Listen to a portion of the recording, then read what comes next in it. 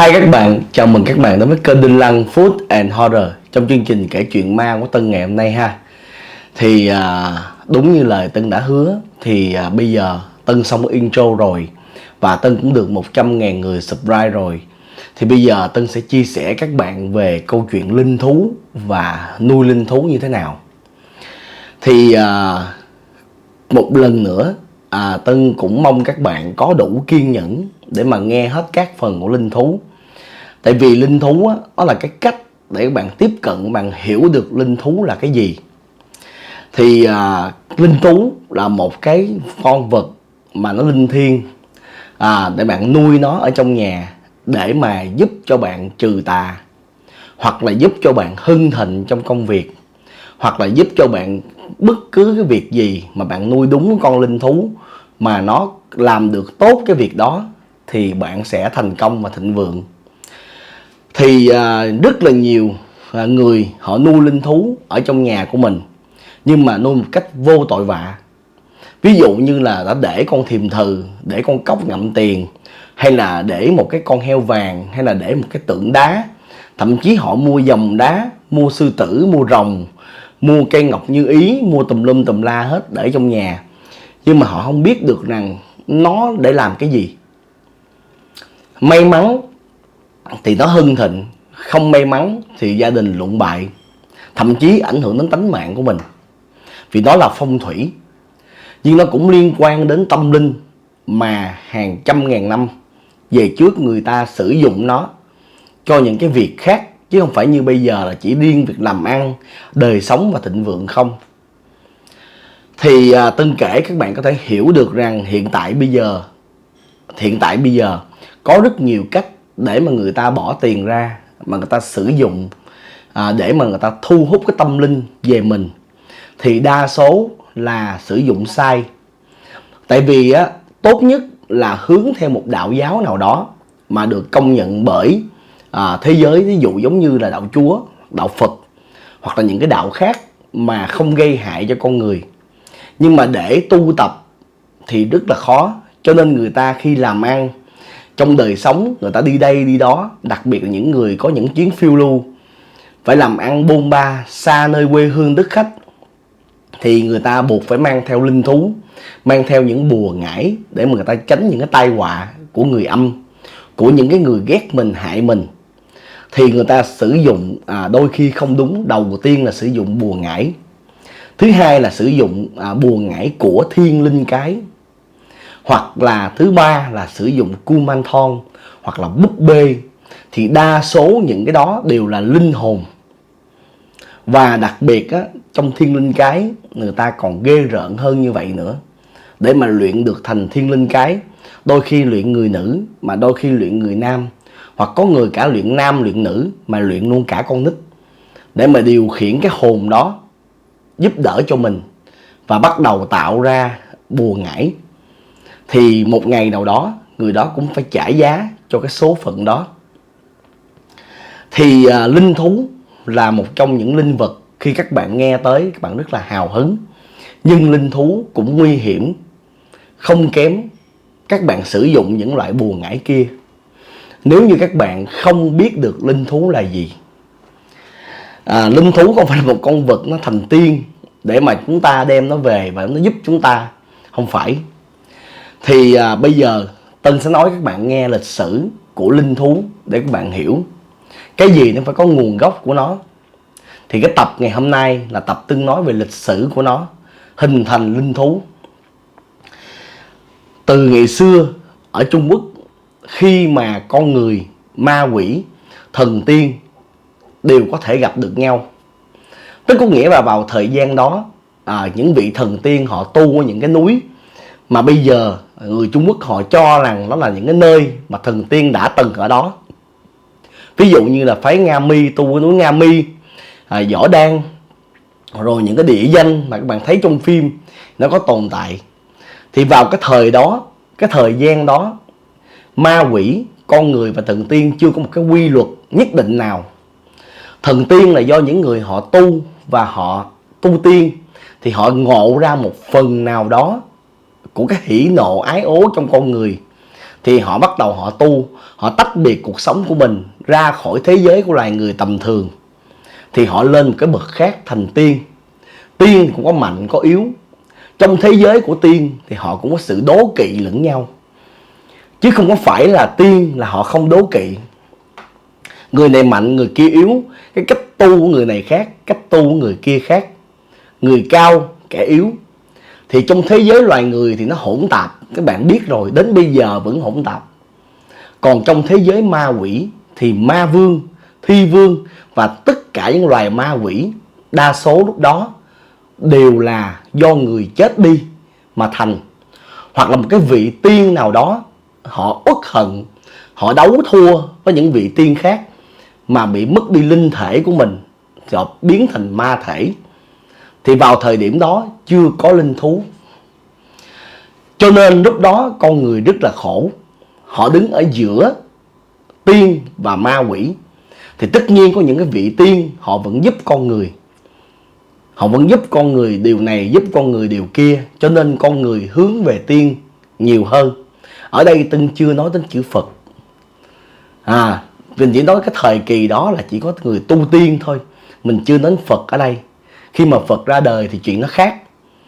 Thì lúc đó đó, con người chỉ sợ có ma quỷ thôi. Tại vì ma quỷ chính là tâm ác của con người khi mất đi hình thành.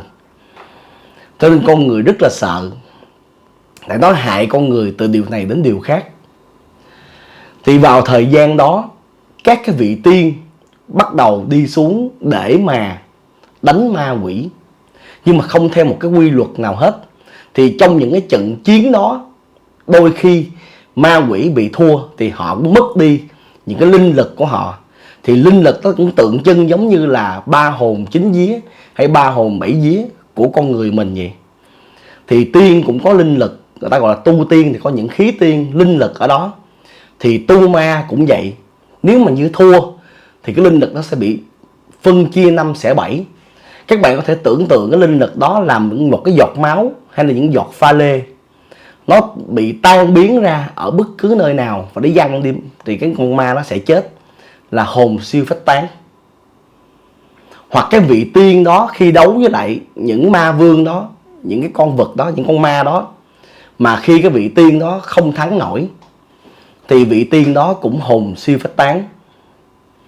Cho nên vào thời điểm đó, kế tiếp của loài người, tiên và ma quỷ thì có những con thú vật, nai, hổ, rít, từ những con vật lớn ăn thịt cho đến những con chỉ hút nhụy hoa phấn, hồ ly, rồi đủ thứ các con động vật đó.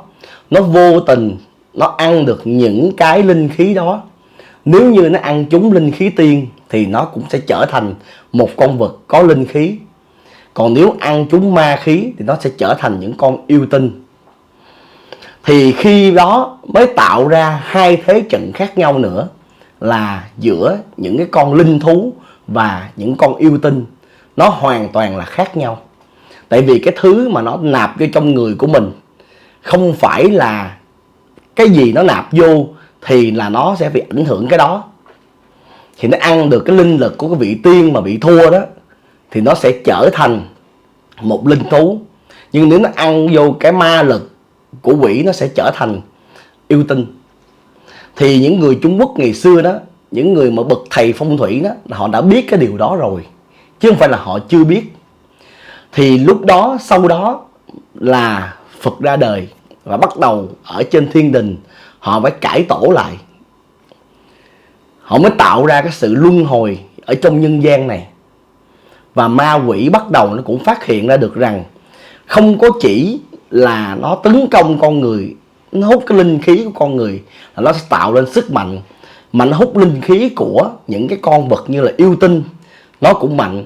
Và nó hút linh khí của những con linh thú, nó cũng mạnh. Mà ngược lại, những linh thú và những yêu tinh, nếu như mà chiến đấu với lại ma quỷ hoặc thần tiên mà nó hút những cái linh khí ma lực thì nó cũng sẽ trở nên mạnh. Thì khi mà Phật ra đời thì Phật đã đưa ra được những cái cần thiết để cải tổ lại cái luật trời, những cái luật mà trong giới thiên đình tu tập, để mà giúp cho con người tránh khỏi những cái tai ương từ ma quỷ, tham sân si hận, những cái đó. Thì sau này những cái người mà họ tu tiên đó, họ mới phát hiện ra được rằng là những cái người tu tiên khác khi mà họ chiến đấu với ma lực, họ bị như vậy thì xuất hiện những cái con linh thú đó, thì theo bắt buộc thì họ phải đi hàng yêu và hàng luôn cả linh thú. Cho nên khi các bạn coi những cái sách Trung Quốc, người ta kêu là linh thú và yêu tinh là chung là một, là cũng đúng. Vì khi tụi nó nạp được những cái linh lực đó, tụi nó sẽ phát huy được cái năng lực gọi là bản năng của con thú đó. Ví dụ như con cọp, nó sẽ mạnh hơn so với bình thường. Thậm chí nó ăn nhiều linh lực đó, nó có thể biến thành người để mà nó trà trộn vào trong nhân gian. Đặc biệt là mèo. Mèo á, những cái con mà được nhạy với lại mùi á, mùi máu á, là rắn nè, mèo nè, thì nó sẽ là đi tới được cái nơi mà có linh lực đầu tiên. Thì nếu mèo ăn phải những cái đó, nó cũng sẽ trở thành những mèo tinh hoặc là linh thú. Cho nên trong nhân gian thần thoại của Trung Quốc, các bạn thấy rất là nhiều những con vật như vậy, nhiều như thanh xà, bạch xà, ví dụ giống như là những con phượng, rồi đại bàng tinh, rồi hổ tinh. Cứ hễ con nào ăn thịt nhiều là thành tinh. Không phải, những cái con nó ăn, nhưng nó ăn không giống như những người khác. Nó không có ăn thịt, mà nó hút cạn máu trong cơ thể của người đó để mà nó luyện. Thì các bạn có thể hiểu được rằng linh thú thời điểm đó cũng y chang như là yêu tinh. Có nghĩa nó không có ai dạy cho nó biết nó là linh thú hết. Tự nhiên cái bản năng của nó mạnh hơn, thì nó đi hút linh lực của những con mà chưa mạnh bằng nó. Nó hút xong rồi nó sẽ tìm đến con người nó hút. Thì lúc đó nó sẽ trở thành một con linh thú rất là mạnh. Mặc dù cái huyết mạch chảy trong người nó là linh khí của tiên giới, nhưng nó vẫn không biết được rằng làm sao để mà điều chỉnh được cái cơ thể của mình. Thì từ đó khi mà Phật ra đời thì đã điều chỉnh lại tất cả mọi thứ.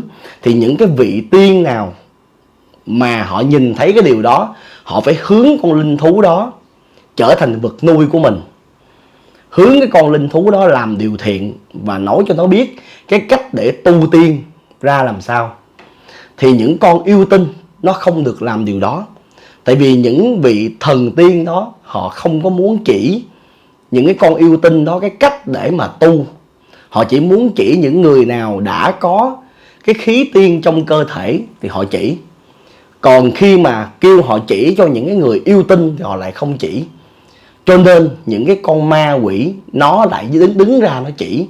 Cho nên là trong nhân loại xảy ra một cái sai lầm mà các bạn thấy đã dẫn đến một cái câu chuyện rất nổi tiếng. Đó là bản phong thần. Khi mà những con yêu tinh đó đi tìm một người thầy giúp cho nó có thể tu được, tu lên cao hơn, thì đã chọn đến những cái bậc cao nhân như thế nào. Và đã xảy ra một cái trận đồ sát giữa yêu tinh và thần tiên để lập lại bản phong thần.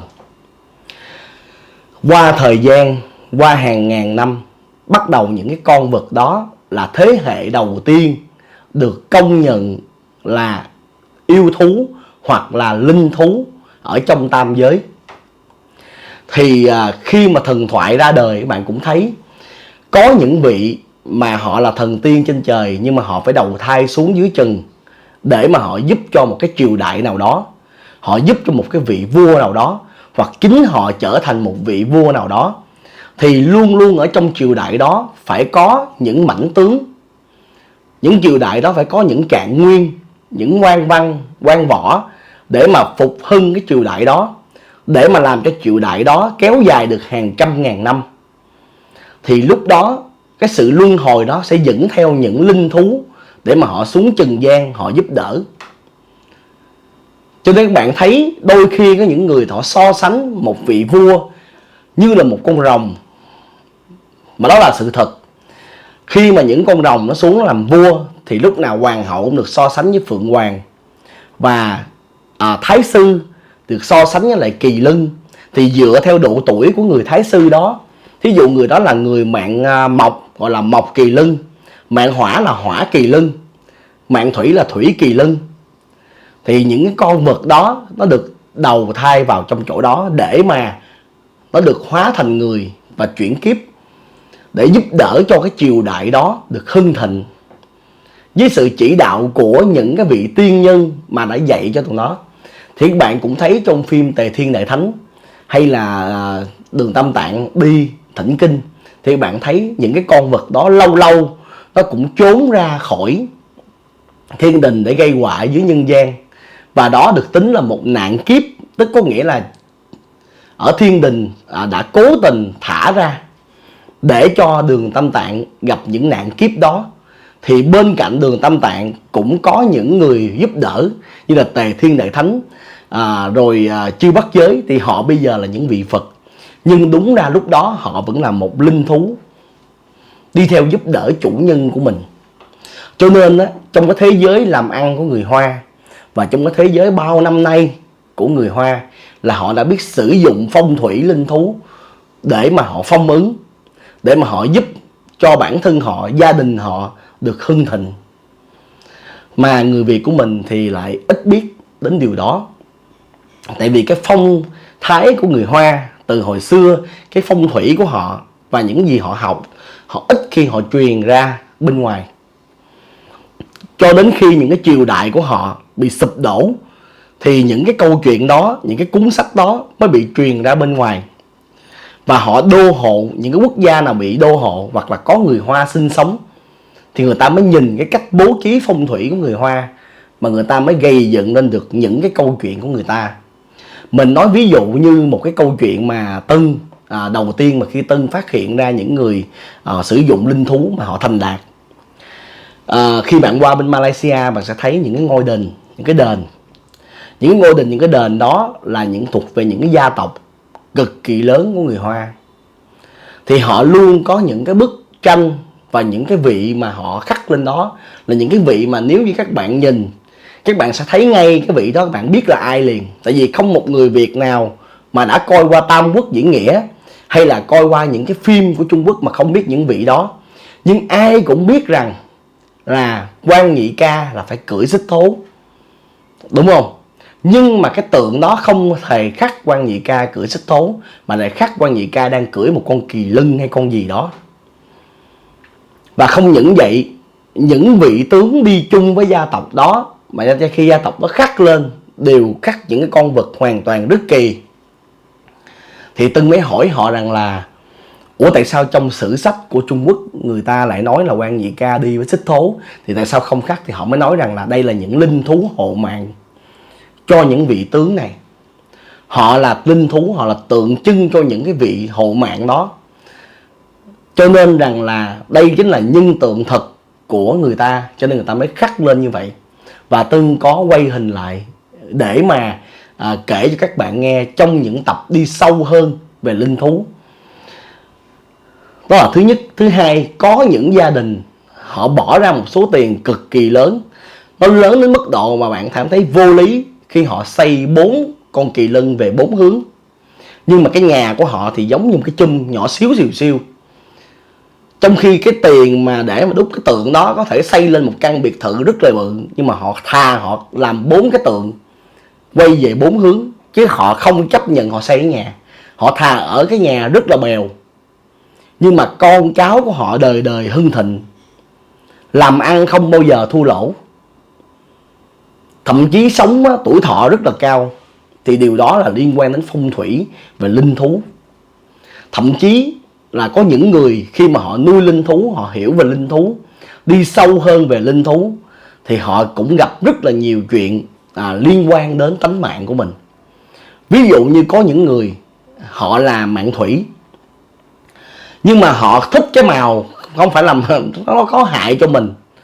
Ví dụ như thủy với lại mộc, như cái người đó là mạng mộc đi, mình giới thiệu mạng mộc kia, nhưng mà người đó lại thích màu đen. Màu đen là tượng trưng cho thủy, họ lại thích màu đen. Hoặc là trong nhà họ lại thích làm cái đường nước. Thì khi bạn có linh thú, cái con linh thú của bạn nó sẽ cấm và nó ngăn bạn làm cái chuyện đó. Và Tân đã thử nghiệm rất là nhiều, và có một số người bạn bè của Tân chỉ nuôi linh thú, khi mà định làm cái gì đó sai thì tự động cái ngày đó bị trục trặc. Bạn không bao giờ bạn làm được luôn cả mua vé máy bay. Nếu như cái chuyến đi đó nó có một cái vấn đề gì đó bạn mua vé máy bay cũng không được. Cho dù bạn có sống trong thế giới công nghệ cỡ nào thì bạn phải đối diện với tâm linh, thì linh thú sẽ cản bạn. Tất nhiên con linh thú nó phải hợp mạng với bạn. Ví dụ như bạn mọc, bạn nuôi một con mọc kỳ lân thì tất nhiên nó sẽ hỗ trợ bạn. Nhưng cái con kỳ lân đó nó xuất phát từ đâu? Các bạn nên nhớ là trong cái thế giới của rồng là mạnh nhất về linh thú là rồng. Nhưng mà rồng cũng có những người con không có nhân dạng của rồng. Tính cách của những người con này hoàn toàn khác nhau. Trong đó có cả tỳ hưu đó, mà các bạn thường hay đeo á. Nhưng mà tính cách nó khác nhau. Nếu ai mà nuôi nhầm thao thiết thì các bạn nên gặp chuyện, nên chuẩn bị tinh thần gặp chuyện không may. Vì con này rất là hung dữ. Nếu như bạn làm chủ nó, bạn phải là một mãnh tướng, một người có cái vị thế rất là mạnh. Chứ không có phải là bạn một người bình thường yếu ớt. Một cái người, cái tính cách của bạn không phải là người đứng đầu, mà bạn luôn là người chấp nhận số phận, mà bạn lại nuôi con thao thiết thì nó sẽ quậy cho bạn banh nhà nát cửa. Mà thứ hai là phượng hoàng lửa, và đặc biệt là phụ nữ thích là con phượng hoàng, tại vì nó đẹp. Mà nghe cái tên nó hoành tráng, nhưng mà phượng hoàng lửa là không hề đơn giản. Một cái vũ cánh có thể làm cho bạn tan nhà nát cửa, cháy hết. Đôi khi cái cháy đó nó hiện hữu rõ trên đời sống là tự nhiên bị cháy nhà. Tự nhiên bị cháy nhà do chập điện đi đâu nó cũng gặp lửa. Còn không á là trong đời sống, trong công chuyện làm ăn lúc nào cũng bị lụng bại. Và cơ thể luôn nóng. Ngoài nóng trong cơ thể ra, nóng tính nữa. Làm cái gì cũng thất bại, tại phượng hoàng rất mạnh. Cho nên nuôi một linh thú thì mình phải biết mình hợp với con linh thú nào. Đó là cách mình đi thỉnh. Còn nhân duyên thì Tân đã nói rồi.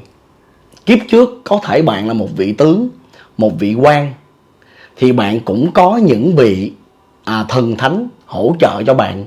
Nhưng mà khi bạn mất đi, bạn đầu thai một kiếp khác, thì những cái vị đó họ vẫn đợi bạn đầu thai để mà họ kế bên bạn, họ giúp đỡ bạn, họ phụng sự cho bạn.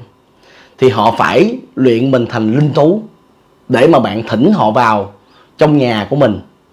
Tất nhiên khi nhà của bạn xây nên á, thì đã có thần giữ cửa, chư tướng Phật, rồi thổ địa, thổ thần, ông Thần Tài, ông Địa, ông Táo. Nhưng mà để đảm bảo cho việc bạn đi vi hành, có nghĩa là bạn đi ra ngoài bạn làm ăn, bạn đi ra ngoài bạn gặp người khác, bạn không bị hấp tấp, bạn không bị sợ hãi, bạn không bị run. Có nhiều người đi ra làm ăn gặp khách hàng mà giống như là tự nhiên mình là người bỏ tiền, người ta là người nhận tiền của mình, thì người ta phải phục vụ cho mình. Mà những người đó luôn luôn sợ, thì người đó là những người không ổn định về tinh thần, đừng nuôi linh thú. Còn những người ra làm ăn có nhiều khi bị người ta bùa. Người ta ngồi người ta nói chuyện chuyên môn, người ta bùa. Mình không có kinh nghiệm, nhưng con linh thú mình nó biết. Nó nghe được nhịp tim và mạch đập của cái người đó có xạo hay không. Nó giống như một cái máy đo nói dối của thời hiện đại vậy đó. Thì nó sẽ kích ứng vô cơ thể của bạn ngay lập tức. Bạn có thể bị say sẩm chóng mặt, bạn có thể bị cái gì đó, hoặc là bạn bình tĩnh hơn thì bạn sẽ không bao giờ bạn ký cái hợp đồng đó. Và Tân đã được cái chuyện đó rồi. Mới đây luôn. Ra ngồi họp nói chuyện thì cái người nói chuyện rất là ok. Hôm bữa Tân có nói chuyện là về viện bực tức đó, nói chuyện rất là ok. Nếu như mà bình thường Tân không nuôi linh thú là Tân đã ký cái hợp đồng mà Tân đặt cọc 50% cho người đó liền. Nhưng mà tự nhiên bữa hôm đó tự nhiên cái con người của mình nó sao á. Tân mới nói là bây giờ em có thể nào cho anh cái sản phẩm mẫu được không? Rồi mình quyết định tiếp. Mà sau đó Tân đi về thì đúng y như rằng cái sản phẩm mẫu nó không ra gì. Tức có nghĩa rằng có một cái thế lực gì đó giúp đỡ cho bạn, và linh thú của Tân nó có thể giúp đỡ cho Tân được cái điều đó. Trong phương diện làm ăn thì các bạn cũng thấy cái sự nhẫn nại nè, cái sự cố gắng nè của Tân có thể làm một cái kênh như vậy để các bạn yêu thương, yêu thích. Bên cạnh đó, vi hành, tức có nghĩa là người đó thường xuyên phải đi xa nhà. Đi du lịch cũng là xa nhà. Bạn đi du lịch làm vlog cũng là xa nhà để mà làm việc. Có những người số mệnh của họ kỳ lắm. Họ ở trong nhà không bao giờ họ thành công, nhưng họ phải xa nhà thì họ mới làm nên sự nghiệp. Các bạn đi coi quẻ, các bạn đi coi số mạng, Tân tin rằng các bạn cũng sẽ gặp những trường hợp y chang như vậy. Có những người đi xa nhà mới làm nên sự nghiệp, đúng không? Thì đó, cái con linh thú của bạn nó sẽ cùng bạn đồng hành trên cái con đường đó. Mặc dù bạn thờ nó ở nhà, bạn đốt nhang, bạn cũng này kia, nhưng mà nó đi theo bạn. Nó đi theo bạn á. Khi một cái vong hồn nào mà nó tới nó phá bạn, nó ăn cái vong hồn đó liền. Tại vì linh thú phải ăn linh lực, phải ăn vong hồn để luyện. Cho nên linh thú nó mới mạnh. Nó ăn những vong hồn dứt dưỡng để luyện, cho nên nó sẽ mạnh. Nhưng bên cạnh đó nó cũng tạo nghiệp cho bạn.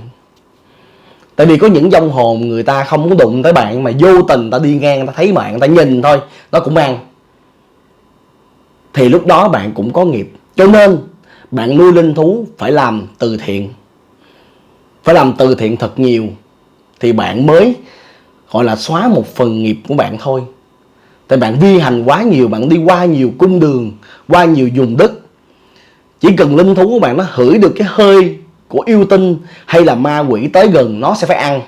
Nó phải đấu nó ăn. Tại làm sao? Nó ăn nó mới hút được cái linh lực mà nó luyện. Chứ đốt nhang không ai luyện thành tiên được hết. Tiên là phải luyện, phải hút linh khí của trời đất. Cũng như cương thi cũng vậy, phải hút cái hận thù, linh khí độc của trời đất để luyện thành cương thi. Thì thần tiên cũng vậy, thì linh thú cũng vậy. Nó phải hút cái huyết quản, cái ma lực từ những cái hồn ma dứt dưỡng nó luyện. Mà bữa nào vô tình nó hút được yêu tinh, hay là nó hút được những con quỷ dữ đó, thì là nó luyện lên rất là mạnh. Đó là linh thú của bạn. Tất nhiên là nó phải là một con linh thú phù hợp với mình.